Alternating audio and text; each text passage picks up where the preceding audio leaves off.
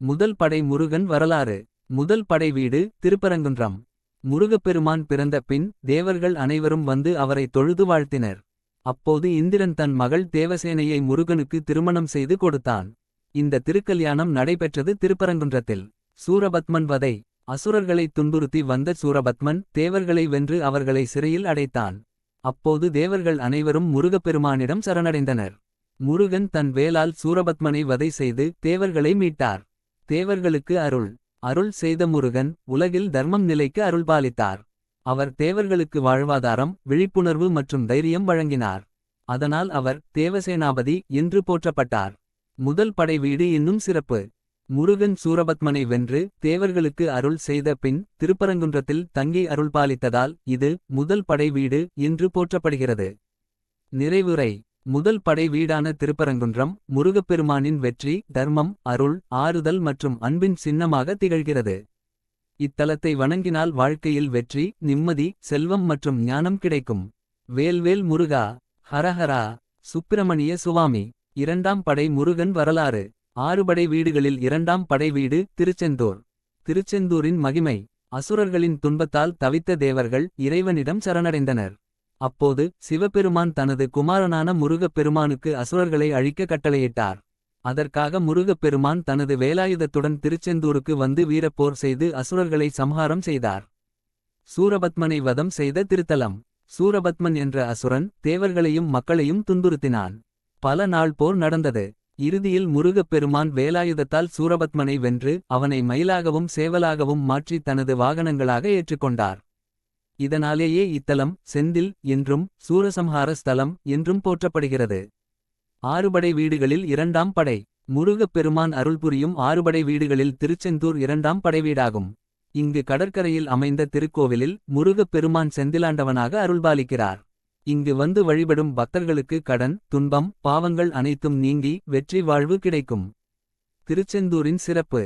இந்த தலத்தில் முருகப்பெருமான் தன் தெய்வீக சக்தியால் சூரனை அழித்து தர்மத்தை நிலைநாட்டினார். இங்கு நடைபெறும் சூரசம்ஹார விழா உலகப் புகழ் பெற்றது.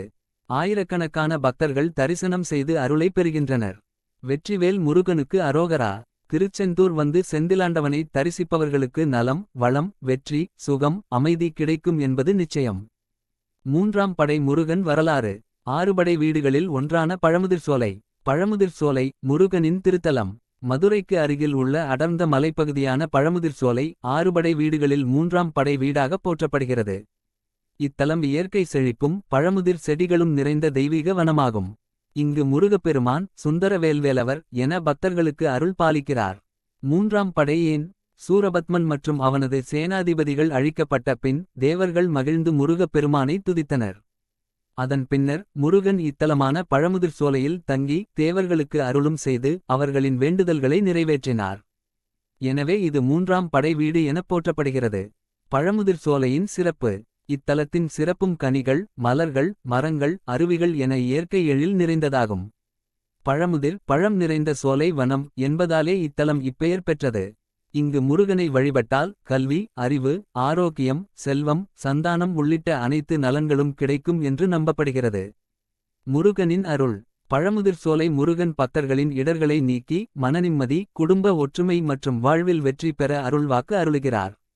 இத்தலத்திற்கு வரும் பக்தர்கள் வேல்வேல் முருகா என்று முழங்கி முருகப்பெருமானின் அருளைப் பெற்று வாழ்வில் வளமுடன் அமைவார்கள்.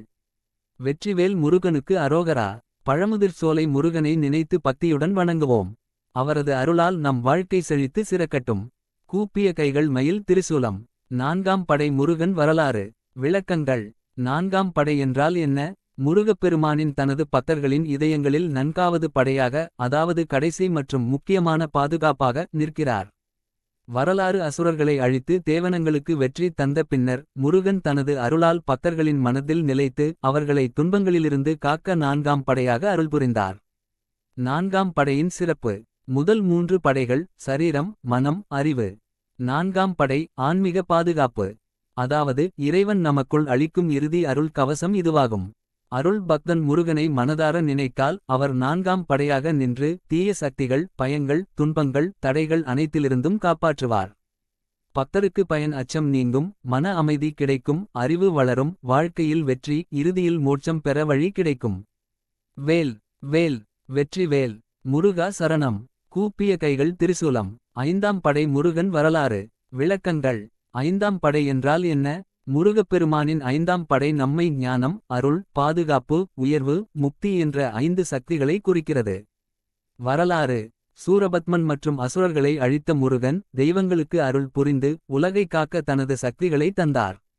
அந்த வேலே ஐந்தாம் படையாக விளங்குகிறது. ஐந்தாம் படையின் சிறப்பு. இந்த வேல் அறியாமையை அழித்து ஞானத்தை அளித்து பக்தர்களை எல்லா துன்பங்களிலிருந்தும் காக்கும். நல்லறிவு, வீரம், வெற்றி, வளமை, முக்தி என 5 அருள்களை தருகிறது. அருள். பக்தன் மனதை சுத்தப்படுத்தி சிந்தனைக்கு தெளிவையும் வாழ்க்கையில் நிம்மதியையும் ஆன்மீக முன்னேற்றத்தையும் அருளும் சக்தி இதுவாகும். பக்தருக்கு பயன். அச்சம் நீங்கும், நோய்கள் குணமாகும், கல்வி, வேலை, வியாபாரம், குடும்ப அமைதியிலும் வெற்றி கிடைக்கும். முடிவில் முக்தி பெறும் கருணை அருளும். வேல். வேல். வெற்றி வேல். முருகா சரணம். கூப்பிய கைகள் திரிசூலம். ஆறாம் படை முருகன் வரலாறு. விளக்கங்கள். ஆறாம் படை என்றால் என்ன? முருகப்பெருமானின் ஆறாம் படை பழனி ஆகும். மனிதர்கள் தங்கள் ஆன்மாவை வெற்றி கொள்ள ஞானம், துறவு, அருள், அடக்கம் போன்ற நற்குணங்களை வளர்க்கும் திருத்தலம் இது. வரலாறு. ஞானப்பழத்தை பெரும் போட்டியில் உலகைச் சுற்றி வந்த விநாயகரிடம் முருகன் தோல்வியை தழுவாது பழம் நீ என உணர்ந்து பழனிமலையில் துறவரமாக கோயிலில் அமர்ந்தார். ஆறாம் படையின் சிறப்பு. பழனி மலை ஆன்மீகத்திற்கு உயர்ந்த தியாக தலம். இங்கு முருகன் தண்டாயுதபாணி வடிவில் அருள்பாலிக்கிறார். இங்கு வழிபட்டால் மன அமைதி, அறிவு, வைராக்கியம், துன்ப நிவாரணம் கிடைக்கும். அருள். ஆறாம் படை தியாகம், தன்னடக்கம், சிந்தனை தெளிவு, ஆன்மீக முன்னேற்றம், தீய துன்ப நிவாரணம் போன்ற அருள்களை தருகிறது. பக்தர்களுக்கு பயன். பழனியில் வழிபடும் பக்தர்கள் தங்கள் மன உறுதி, கல்வி, வாழ்க்கை முன்னேற்றம், குடும்ப நலம், துன்பநீக்கம் மற்றும் ஆன்மீக முன்னேற்றம் பெறுவர். இது போன்று மேலும் தகவல் அறிய தமிழ் ஹிஸ்டரி அஃபிஷியல் சேனலை சப்ஸ்கிரைப் செய்யவும். வீடியோ பிடித்திருந்தால் லைக் செய்யவும். இந்த வீடியோவை நண்பர்களுடன் பகிர்ந்து கொள்ளுங்கள்.